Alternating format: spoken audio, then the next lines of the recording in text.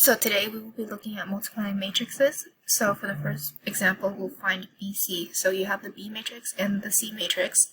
So in order to know if this is valid, you would have to look at the number of rows and the number of columns. And of course it's valid because I already did all the work. But to find if it's valid, the number of columns have to equal the number of rows of the second matrix. So this one has 2 columns and 2 rows, this one has 3 columns and 2 rows, so it does work.